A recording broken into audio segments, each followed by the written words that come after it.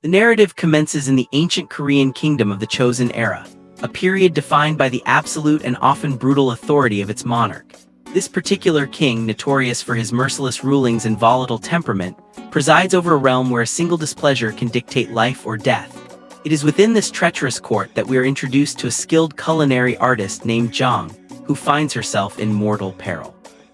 Having been apprehended and dragged before the sovereign, she is accused of a grave crime, preparing a meal that offended the royal palate, described by the king as having spoiled the taste of my mouth. As the head of the royal kitchen, her expertise is the only thread suspending her above the executioner's blade. In a capricious display of power, the king offers a grim ultimatum, a final chance for survival. He decrees that she must invent and present a novel dish to him each day, with the strict prohibition that no recipe may ever be repeated. The condition is stark and unforgiving. Should any meal fail to delight him, she will be put to death that very day. This dire predicament sets the stage for an extraordinary tale of survival, culinary artistry, and a collision of epics. Unbeknownst to the king and his court, the woman standing before him harbors a miraculous secret. In a moment of desperation and revelation, Jiang discloses that she is not of this time. Her true origin lies centuries in the future, in the year 2025, where she was not a condemned kitchen servant but a celebrated and award-winning chef, renowned for her talent and innovation. This revelation intertwines with the parallel introduction of her modern counterpart, the very same Jong from 2025. In her own time, she is a brilliant culinary professional who has recently achieved a crowning victory on a popular Korean television cooking competition, triumphing with her exquisite French-inspired cuisine.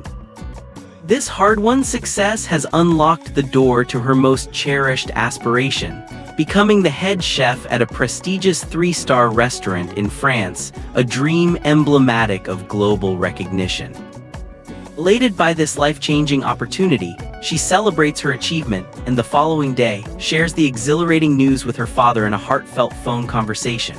Overflowing with paternal pride, her father gifts her a token of encouragement, a book detailing the history and culture of the very chosen era that has long captivated her historical imagination. It is this seemingly benign text that becomes the conduit for destiny. During her flight to France, as she immerses herself in the book's pages, a celestial event of significance unfolds outside her window, a total solar eclipse. In a moment of mundane mishap, a fellow passenger accidentally spills coffee on the precious volume. Retreating to the aircraft's bathroom to clean the stains, Jong discovers a peculiar page within the book depicting a legendary ancient dish. The subsequent page is mysteriously torn away, but a solitary handwritten line at the bottom captures her attention with an impossible plea. "If you are reading this, please come to me."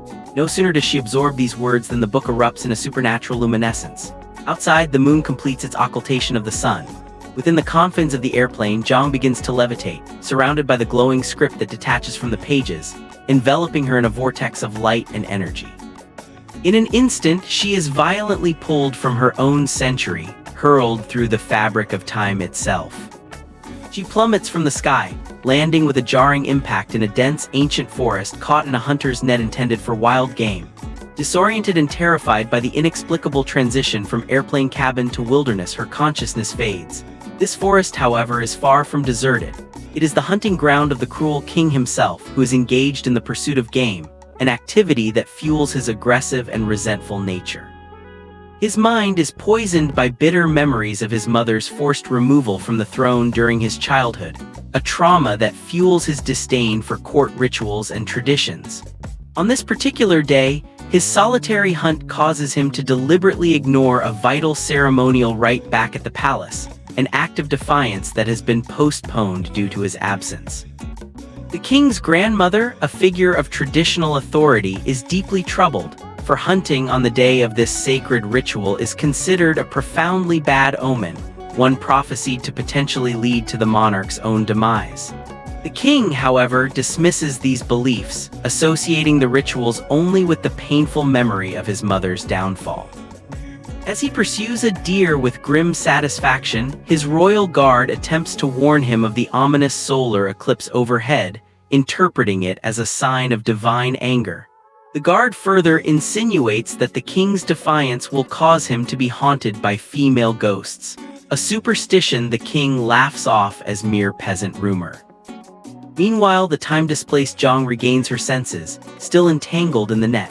Confused and frantic, she fumbles for her modern smartphone, searching in vain for a signal, and screams for help into the unfamiliar wilderness, bewildered by her circumstances. "I was just in the bathroom on the flight," she cries out to the empty forest. "How did I end up here?" Her cries go unanswered by allies, but attract a different kind of attention. King, having abandoned his deer chase, spots a fox and gives pursuit. He releases an arrow that whizzes perilously close to Zhang's location. A second arrow, perhaps by fate or fortune, severs the rope of the net, granting her a clumsy freedom. She scrambles behind a tree, shouting a warning to the unseen archer. "The fox went that way, don't shoot at me." Her pleas are ignored. Emerging from her hiding place, she confronts the source of her danger, exclaiming in modern indignation, "Are you crazy? Why are you shooting arrows at me?" The king is momentarily stunned by her appearance, her strange, contemporary clothing marking her as an alien presence in his world. Recovering his murderous intent, he draws his bow again, aiming directly at her heart.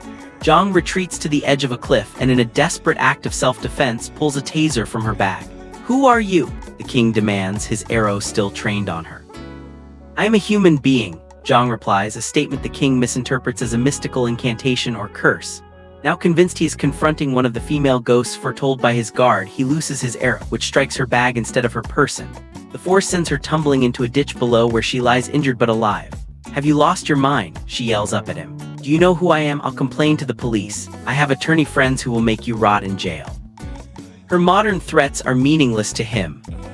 "What are you saying?" the king growls, leaping down and holding the sharp point of his sword to her throat. Before he can deliver a fatal stroke, an arrow shot from an unseen assailant strikes the king in the shoulder. He cries out in pain and collapses into the shallow water, with Zhang falling beside him. Both lie unconscious as the scene grows quiet. Later, a search party of the king's guards combs the area, and Zhang's distinctive bag is seen hanging from a branch. She awakens first to find the injured king beside her. Despite his earlier attempts on her life, her innate humanity compels her to aid him. She searches his ornate garments for a communication device, muttering about calling an ambulance, but finds only the trappings of a pre-technological era. Her ministrations rouse the king, who in a haze of pain and paranoia assumes she is attempting to assassinate him. He lashes out, stabbing at her with a short blade. A fierce struggle ensues. Zhang, using her chef's reflexes and skill with blades, manages to disarm him, injuring his leg in the process and seizing his sword. "Why are you acting like this?" she shouts, still clinging to the hope this is an elaborate production. "What drama are you filming?"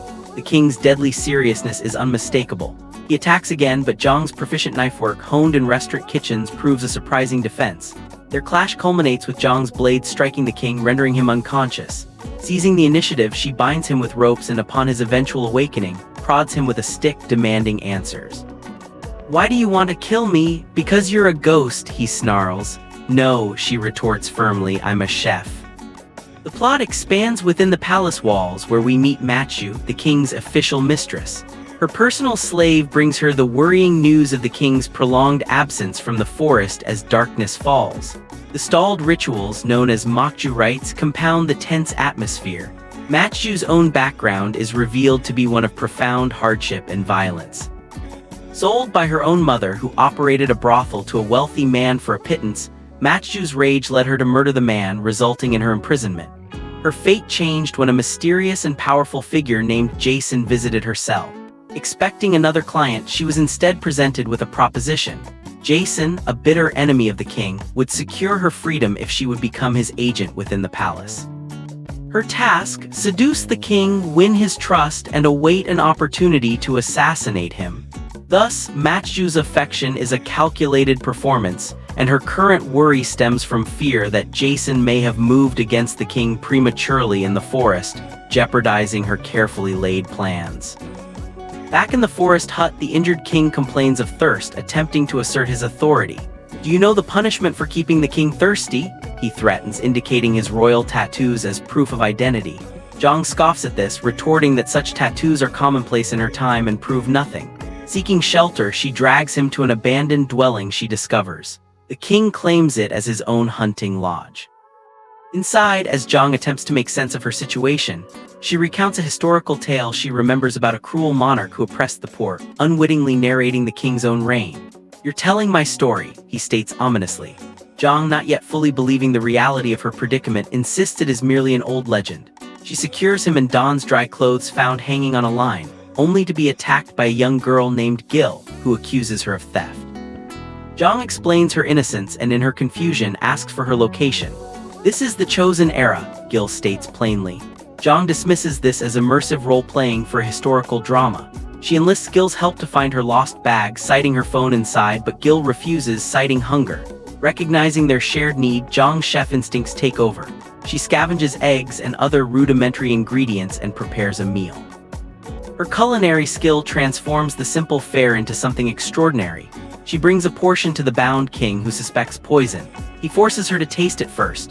Upon eating, both the king and Gil react with shock to the intense spices, commonplace to a modern palate but overwhelming to theirs. They accuse her of poisoning them with chili, though she used none. Yet, driven by hunger, they consume the meal.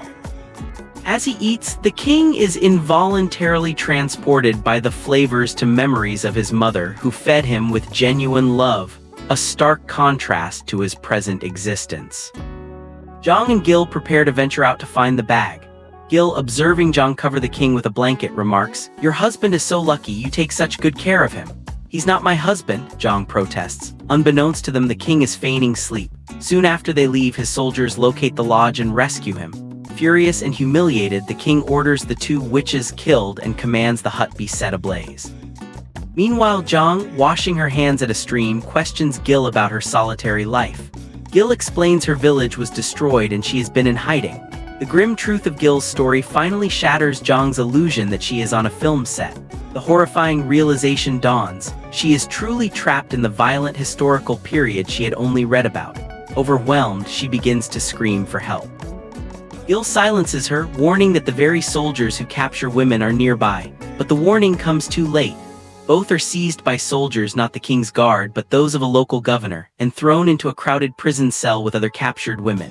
Zhang's persistent protests and modern cries of kidnapping aggravate the guards and frighten the other prisoners, who eventually gag her to prevent collective punishment. In despair, Zhang grapples with the absurdity of her situation, from the pinnacle of a culinary career to a dungeon in the past. The women are later assembled and divided by age for different duties. When questioned, Zhang states she's 27. Gil, though younger, claims to be 28 to remain with Zhang. This stratagem works and they are placed in the older group assigned to the palace kitchens, while younger women are kept for unspecified special work. Concurrently, the king's personal guards scour the riverbank for Zhang, anticipating she would seek her bag there. The king receives word that captured women have been taken to the governor's palace. A sinister smile crosses his face. He deduces the witches are there and knows exactly where to find a chef: in the kitchen. In the governor's kitchen, the women cook in ignorance of their diner. Frantic order comes down. A supremely important guest is arriving and the meal must be exceptional. Zhang asks what the guest prefers but receives no answer. The governor's son, Ian, privately clarifies the stakes. The guests are the chief royal inspector and his father, close allies of the cruel king, infamous for their brutality. The inspector is particularly notorious for a cruel trick. He plants his own hair in food to frame and execute chefs for sport. Ian proposes a deal. If Zhang succeeds in impressing these deadly critics, all the women will be freed. She accepts and the hopeful women pool their meager ingredients. Ian watches, cynically certain they will all perish, with Zhang first. Drawing upon deep resolve and her father's remembered encouragement, Zhang closes her eyes and cooks from instinct and profound skill. The inspector arrives, first selecting a young woman from the other group for the night, then proceeding to the meal. He immediately feigns disgust at a piece of meat, declaring it an insult and demanding the chef. As the kitchen women are dragged forth, Zhang is baffled by his judgment without tasting. She steps forward, daring him to sample the food first, staking their lives on its quality. He agrees, adding a vicious twist. He parades the governor's own daughter into the room, promising that if the food is bad, he will take her as his mistress. Confident in her craft, Zhang agrees. The inspector and his father taste the dish. The flavors are so transcendent they are rendered speechless, longing for more but constrained by their ruse. To avoid losing their leverage over the governor's daughter, the inspector falsely declares the food inedible. Zhang calls his lie. The governor, having also tasted the food, erupts in defense of its perfection, accusing the inspector of bad faith. As guards prepare to execute Zhang, a commanding voice halts the proceedings. The king himself arrives. He questions Zhang, makes her taste the food to prove it is not poisoned, and then samples it himself. The taste is a revelation, evoking profound and unexpected emotion. He acknowledges her supreme talent, and learning she is 27 makes a crass remark about her unmarried status. Zhang whispers her incredible truth, "I came from the future." The king dismisses this as nonsense but announces he is taking her to the royal palace, sparing her life. He chastises the governor for his hypocrisy, contrasting his current outrage with his silence during the king's own mother's suffering. Zhang and Gil are imprisoned again, now destined for the royal palace. Zhang tells Gil of her need to return home via the book in her lost bag. That night, the king duels with the chief inspector, a former friend and sparring partner. The king expresses a desire to end the wanton killing of women. Meanwhile, honoring Ian's promise following the meal's success, Zhang and Gil escape and flee to the mountains to find the bag. Gil shares her tragic history. She and her mother were searching for her grandfather when soldiers killed her mother. Zhang offers Gil a new life in the future. They reach the cliff but find the bag missing. The king is waiting, having anticipated their move. He theatrically produces the bag only to hurl it back down the cliff, enraging Zhang. "Do you know the punishment for cursing the king?" he asks. "Just bring me my bag and I'll do whatever you want." Zhang bargains, her desperation palpable. The next day, the bound and terrified girls are delivered to the capital. The chief inspector confronts the king about harboring a witch. Zhang mutters modern threats under her breath. In the palace, we see Matchu instructing women in dance while recalling Jason's warning that the king would replace her with another, urging her to seduce and kill him. When rumors arrive that the king brings not the governor's daughter but a woman named Zhang, Matchu's jealousy and fear ignite. As Zhang and Gil are paraded through the streets, children throw stones until the king intervenes, declaring them his maids, a statement that only fuels Zhang's fury. Matchu greets the king with a performative embrace, demanding to know who Zhang is. The king callously declares Zhang a haunting witch he intends to torture to death, a performance meant for public consumption that terrifies Zhang. Matchu's backstory is clarified. She is no loving mistress but a planted assassin. The king, having his arrow wound treated, discovers Matchu hid the injury and deduces her potential involvement in the forest attack. He reveals it was Zhang who saved his life, further alarming Matchu, who probes about Zhang's location. The king has Zhang placed in a highly secure prison. There, Zhang rails against his ingratitude, while Gil, treated well with a bath and new clothes, believes the king has a good heart. Matchu, consumed by panic that the king's interest in Zhang will eclipse her, orders her maid to investigate the newcomers. In the royal kitchen, chefs Bong and Soup gossip about the witches just as Lady Kim, the head of royal sustenance, arrives with the day's menu. She informs the king's grandmother of the new arrivals. Matchu, seeking an ally, goes to the grandmother and maliciously suggests Zhang was behind the king's forest attack, claiming the king is hiding this fact. Manipulated, the grandmother declares a royal cooking competition. If Zhang fails, her hands will be chopped off. Meanwhile, Zhang and Gil are moved from the dungeon to a warm room and given official kitchen attire. The kitchen staff, hostile and sexist, refuse to cooperate until Zhang asserts her authority as the king's appointed head, invoking his fearsome reputation to compel obedience. Lady Kim summons Zhang before the grandmother and Matchu, where the competition and its grisly penalty are formally declared. Zhang understands Matchu's machinations instantly. The king, informed of the plot, confronts his grandmother. He insists that as his personal chef, Zhang is under his protection, but if a competition must proceed, the penalty must be symmetrical. The loser, whether Zhang or the senior chef, will lose their hands. Tools for amputation are brought forth. Touching her own hands, the instruments of her life's passion, Zhang is gripped by fear but fortified by memory of her father. She resolves to win. The king watches, his own thoughts echoing a challenge. If she truly is from the future, let her prove it now through her transcendent art.